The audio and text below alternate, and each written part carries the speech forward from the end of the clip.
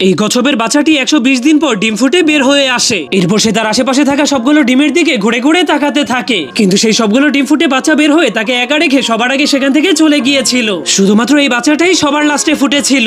এরপর বাচ্চাটি অনেক কষ্ট করে গর্ত থেকে বের হয়ে সমুদ্রের পানির দিকে যেতে থাকে, কিন্তু তখনই সে দেখতে পায় সমুদ্রের একপাশে লাল লাল আগুন জ্বলছে। এই জন্য কচ্ছপের বাচ্চাটা সমুদ্রের পানির দিকে না গিয়ে সেই আগুনের কাছে চলে যায়, আর সেই আগুনের টুকরাকে খাবার মনে করে তার জিহ্বা বের করে চাটতে গেলেই তার জিহ্বাটা পুড়ে যায়, কারণ তখন কচ্ছপের বাচ্চাটার অনেক ক্ষুধা লেগে গিয়েছিল। এরপর সে পিছনে ঘুরে তাকালেই একটা চিপসের প্যাকেটকে দেখতে পায়। এই জন্য সেই চিপসের প্যাকেট থেকে কয়েকটা চিপস খেয়ে নিজের ক্ষুধা মেটানোর চেষ্টা করে, কিন্তু সেই চিপসগুলো অনেক ঝাল হওয়ার কারণে সেই চিপসগুলোকে ফেলে দিয়ে তার জিহ্বাটাকে বালির সঙ্গে মুছে ফেলে। এর কিছুক্ষণ পরেই সেখানে একটা সমুদ্রের কাঁকড়া চলে আসে। এই জন্য কাঁকড়াটাকে দেখে কচ্ছপের বাচ্চাটা তার সঙ্গে বন্ধুত্ব করার চেষ্টা করে, কিন্তু কাঁকড়াটা যেভাবেই হাত পা নাড়ায় সেভাবেই হাত পা নাড়িয়ে কচ্ছপের বাচ্চাটা তার নকল করতে থাকে। ঠিক তখনই হঠাৎ করে আকাশ থেকে অনেক বড় একটা চিল এসে কাঁকড়াটাকে শিকার করে খাওয়ার জন্য উড়িয়ে নিয়ে যেতে শুরু করে। এরপর কাঁকড়াটাকে খাওয়া শেষ হলে কচ্ছপের বাচ্চাটাকে খাওয়ার জন্য তার দিকে ভয়ঙ্কর ভাবে আসতে শুরু করে। এই জন্য কচ্ছপের বাচ্চাটা প্রচন্ড ভয় পেয়ে সেখান থেকে পালানোর চেষ্টা করে, কিন্তু যখনই চিলটা কচ্ছপের বাচ্চাটাকে পা দিয়ে ধরতে যায় তখনই কচ্ছপের বাচ্চাটা পল্টি দিয়ে অন্য জায়গায় সরে যায়, যার ফলে সে প্রথমবারের মতো তার জীবনটাকে বাঁচাতে সক্ষম হয়। কিন্তু এবার কচ্ছপের বাচ্চাটা তার চোখ খুললেই দেখতে পায় এবার তাকে খাওয়ার জন্য আরেকটা ভয়ঙ্কর পাখি তার সামনে এসে দাঁড়িয়ে আছে।